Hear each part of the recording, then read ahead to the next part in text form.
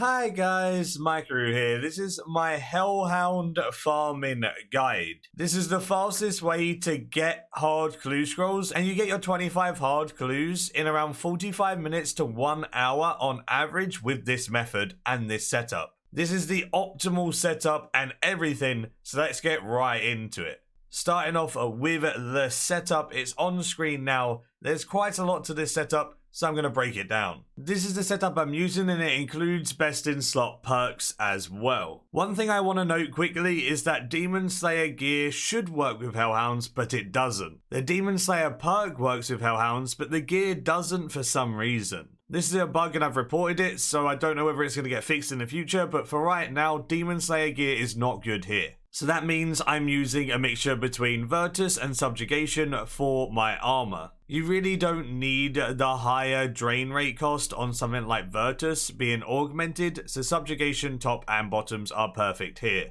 Cinnabane gauntlets are lovely for the poison. It also stacks with the weapon poison, so I have weapon poison in my inventory. I also use overloads, and I have a replenishment potion. The reason why I have a replenishment potion is it gives me the super restore needed to renew my Demon Brawler familiar.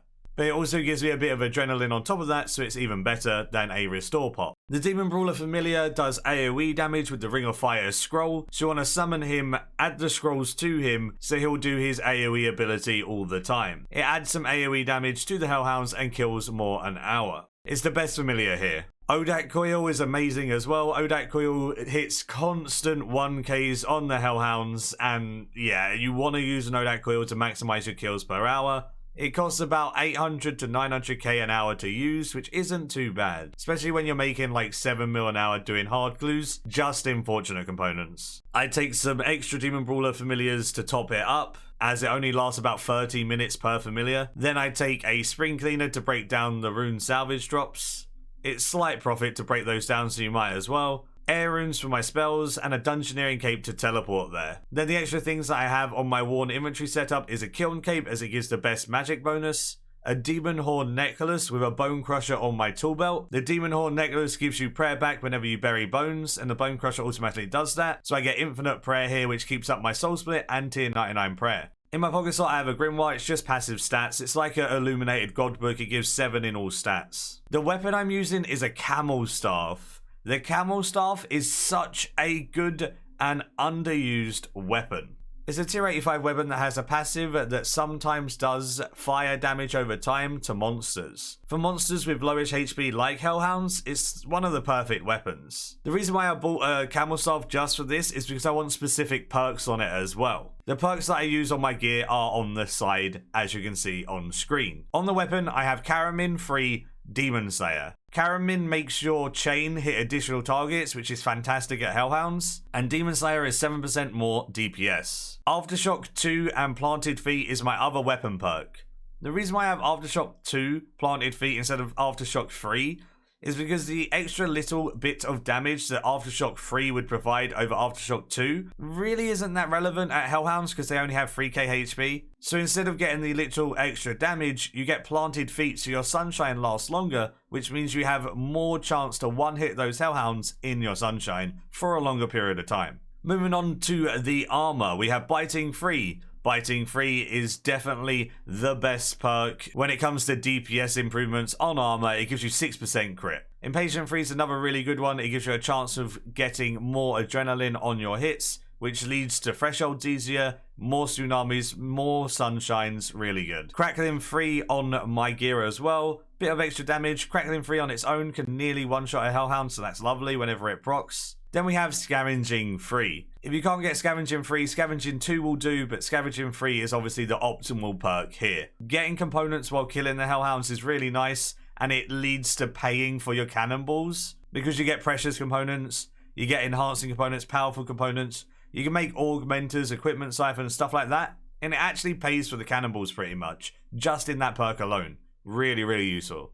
And obviously I'm using a HSR because it has a chance of doubling a clue scroll very, very, very rarely. I definitely wouldn't recommend a HSR. Luck of the Dwarves will do the trick just to increase that chance of getting the clues. So now let's move on to the method. Hey, Camel Staff are bought for just under 36 mil, which is actually pretty cheap. Very good stuff for this price, especially for stuff like Hellhounds that don't have too much HP.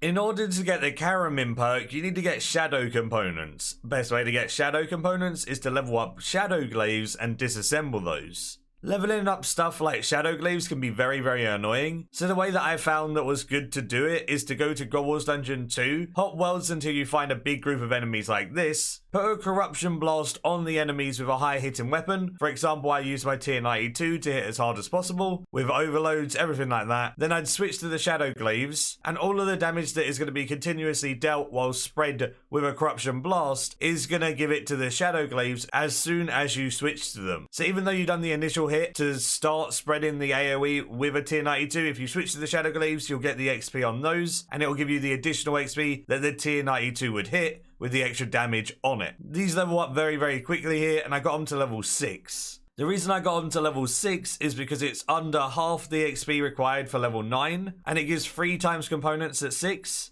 It does give 4 times components at 9, but it works out to be about 600k more per component by doing it at level 6 versus level 9, and it takes half the time. So for me personally, saving time and getting 1 less component is fine. But if you are a little bit short on cash, getting them to level 9 is going to give you more components for your GP. We got 2 more attempts by disassembling these Shadow Glaives. So disassemble, 3 Shadow Components, disassemble this, 3 more Shadow Components. That'll take us to 9 Shadow Components, and we need 8 to go for 2 more attempts. Hopefully we can get it. Please? Go! Yeah! 7th attempt! Good! Oh my god. I spent like 30 mil on that goddamn perk. Finally! Alright, good. Nice.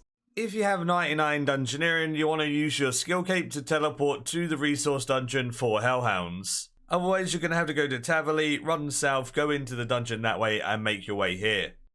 I want to give a huge thank you to Doody, who's part of the Clue Chasers Discord. He helped me a lot with this setup, and we discussed a decent amount to see what was optimal and what wasn't. I'll leave a link to the Clue Chasers Discord in the description down below if you want to join that community. They're very friendly, and there's loads of helpful things. For example, one thing that I want to show you that's super helpful is something made by Wisely Done, and that is this heat map for Hellhounds. This heat map for Hellhounds shows the optimal place to stand. Looking at the optimal place to stand, it's circled, and you can see that 7 Hellhounds will hit you in that place. You can see the Hellhounds that are spawning around you, and if you're standing at this spot, none spawn on top of you, and they all spawn around where you're standing. If you stand at the other spots where 7 Hellhounds can reach you, as you can see that you're going to have a Hellhound spawn on top of your forehead, which will not be as good. So I would highly recommend standing here, and I'll show you how you line up this position in game as well now. I always line up with this rock that's coming out of the wall with the torch above it,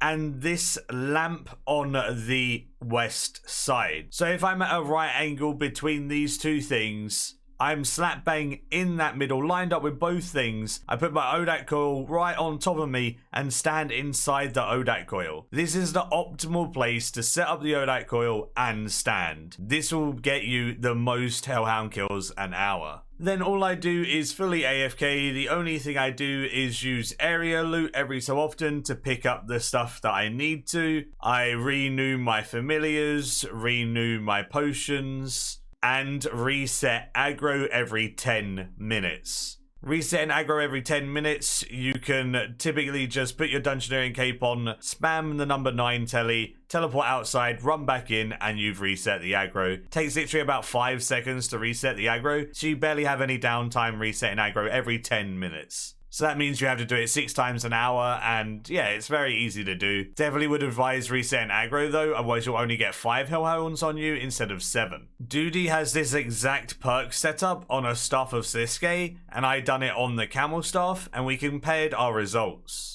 So 60 minutes, we've killed 1,658 Hellhounds. Means that that's pretty damn close to the sauce. Doody said he gets around 1,700 kills an hour with his sauce. So that's literally 40 kills less than a sauce with a Camel Staff. So I think I'll take the Camel Staff for 40 kills less an hour for 35.8 mil. That is so nice. Very cheap, very good. If I get a broadcast in this many hards, it's going to be stupid, dude.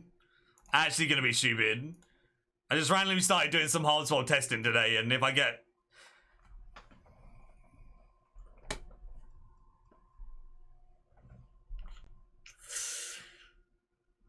I used my broadcast luck.